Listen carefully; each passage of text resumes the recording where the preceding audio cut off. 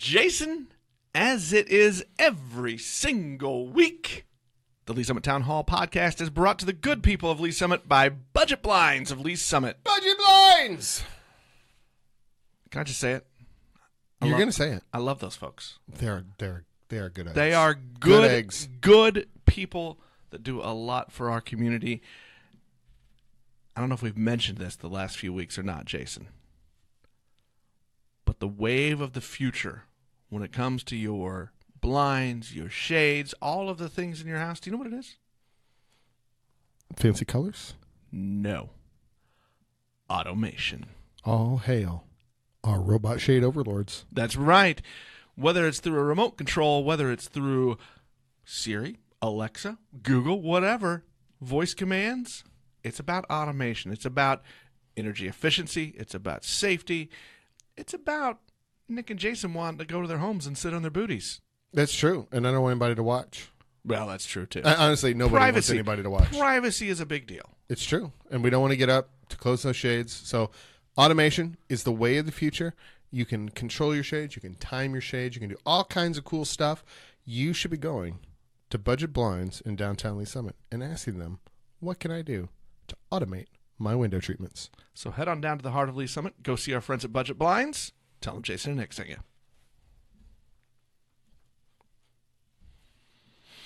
You know what else is coming up, Jason? I do, but I want to make you say it. It's Chili Fest. Chili Fest. Look, we're like 51 days away from Chili Fest, which was gone for a year. Not that we're counting. Yeah, well. Okay, we're counting.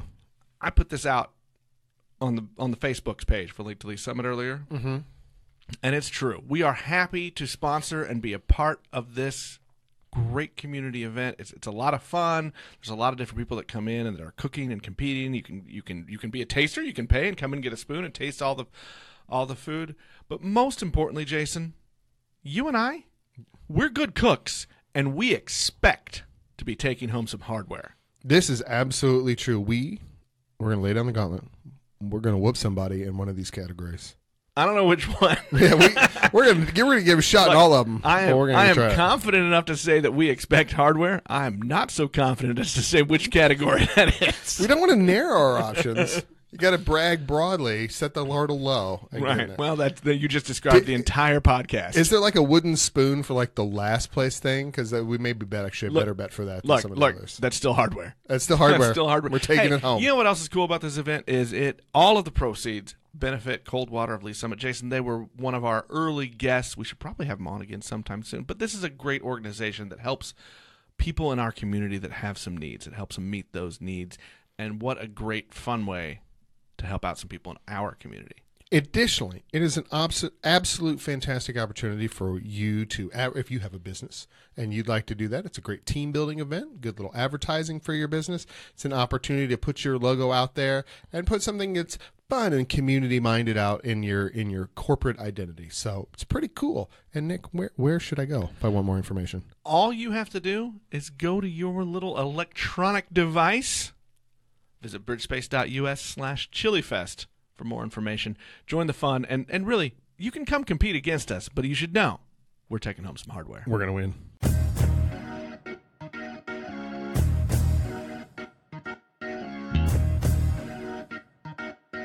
Hello again, and welcome to Lee Summit Town Hall, a weekly podcast about what you can do to make a difference. I'm Jason Norbury, and as always, I am joined by a man who is super excited for the end of the economic development border war. It's Nick Parker, the publisher of Link to Lee Summit. Look, I'm only going to say one reason why I'm excited. We knew we were going to win anyway. So, look, Missouri's going to win.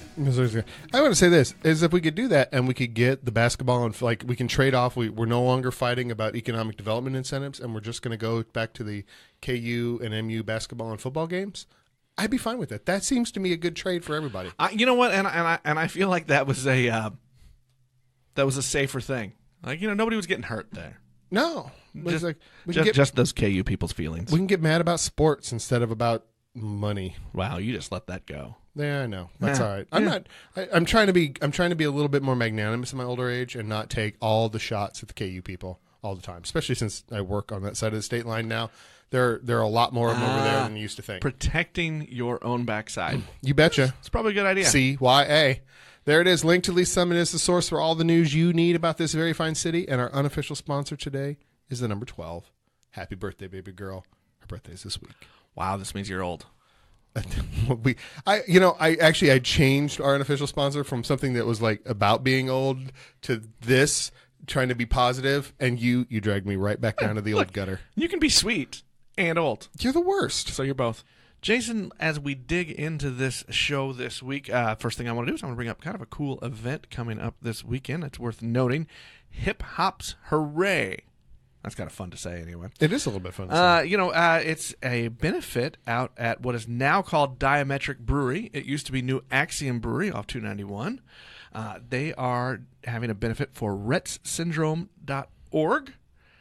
It's from 5 to 8 on Saturday. The event will feature samples from both commercial and home brewers. So if you're a brewery fan, if you like beer... we have been on the record in the past as to being fans of beer. Yes.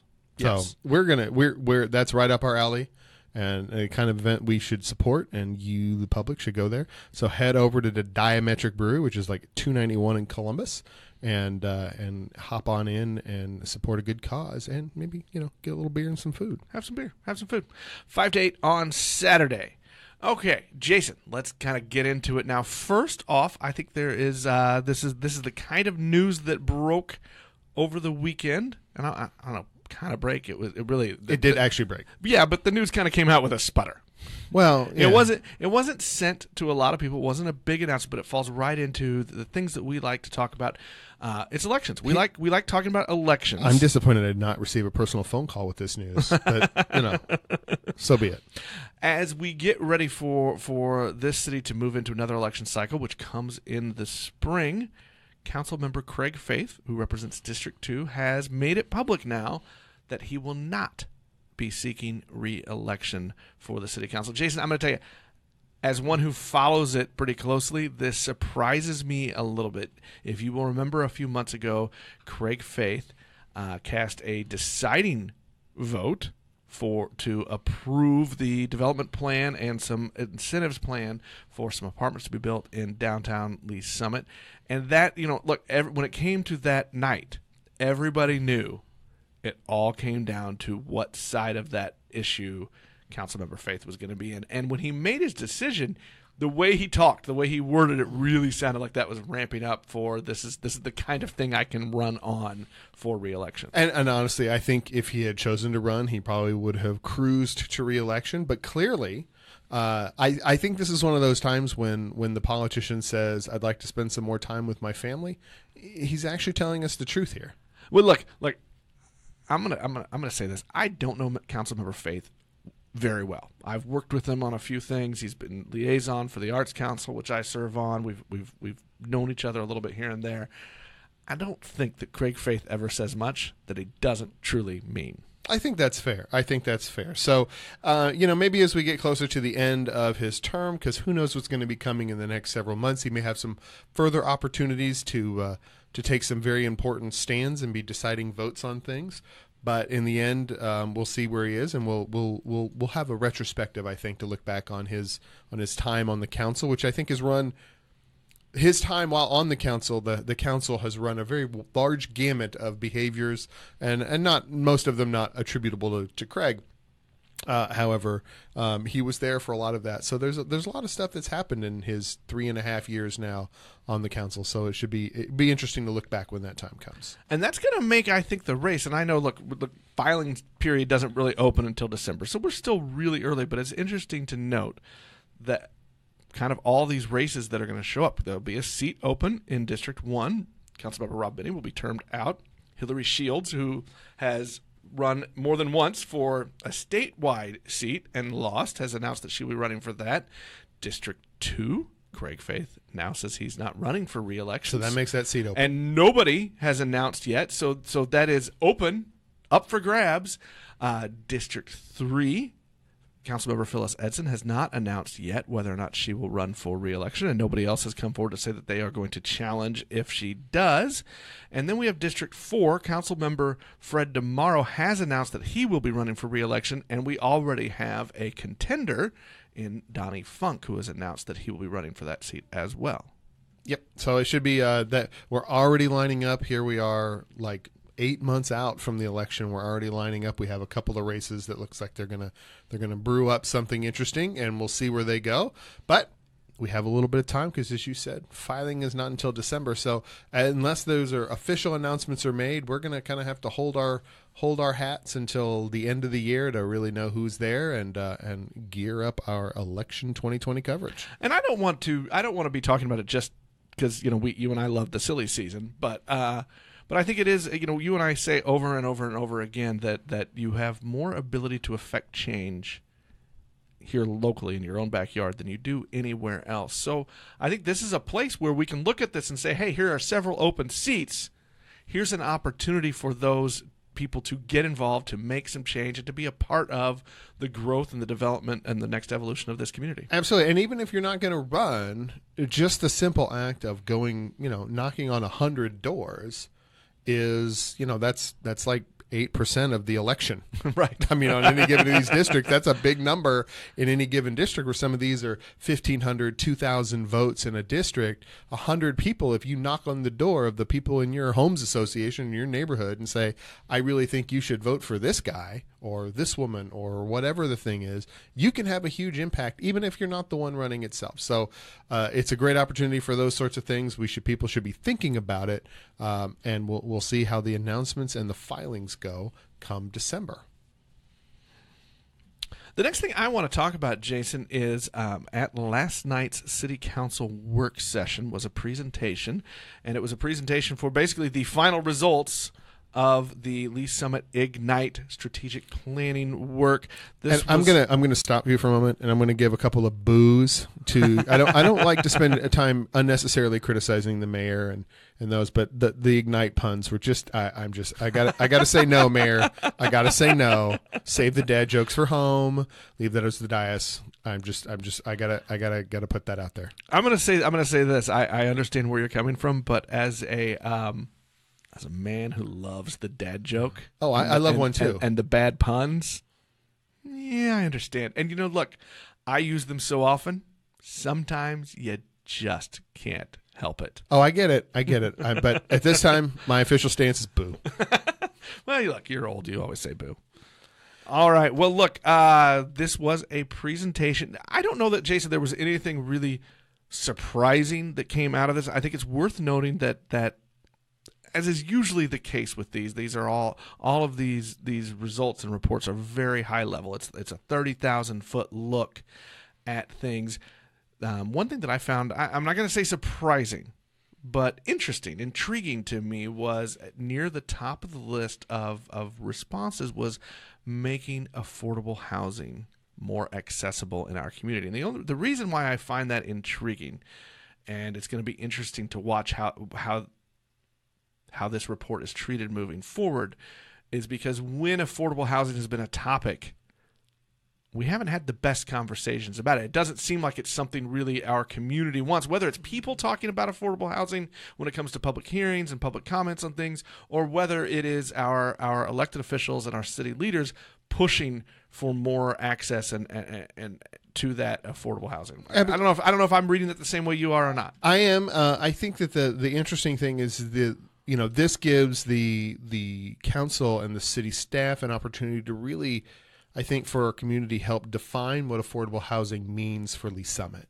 You get, I think, a lot of the pejorative stances, and they think about affordable housing as housing vouchers or being part of the housing authority, which is part of that mix, but it's not the whole thing.